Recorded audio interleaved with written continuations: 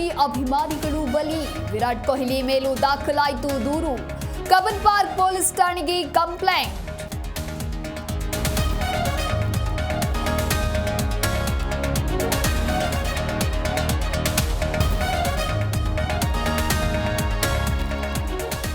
RCB ಮ್ಯಾನೇಜ್ಮೆಂಟ್ಗೆ ಕಾಕಿ shock. ಬಂಧಿತ ನಾಲ್ವರಿಗೆ 14 ದಿನ ನ್ಯಾಯಾಂಗ ಬಂಧನ. ಪರಪ್ಪನ ಅಗ್ರಹಾರಕ್ಕೆ ಆರೋಪಿಗಳು shift.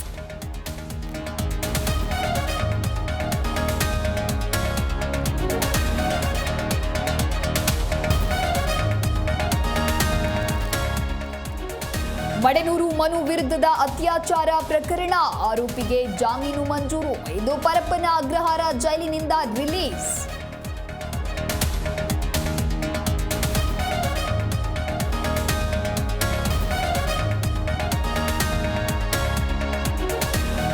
BMTC bus break fail. Mysuru ರಸ್ತೆಯಲ್ಲಿ ಮೆಟ್ರೋ ಪಿಲ್ಲರ್ಗೆ ಡಿಕ್ಕಿ. 10ಕ್ಕೂ ಹೆಚ್ಚು ಜನರಿಗೆ ಗಾಯ.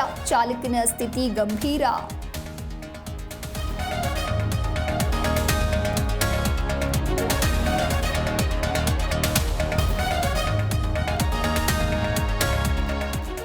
ನಾಡಿನಾದ್ಯಂತ ಬಕ್ರೀದ್ ಹಬ್ಬದ ಸಂಭ್ರಮ.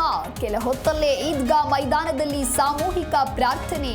ಪರಸ್ಪರ ಆಲಂಘಿಸಿ ಶುಭ ಕೋರಿಕೆ.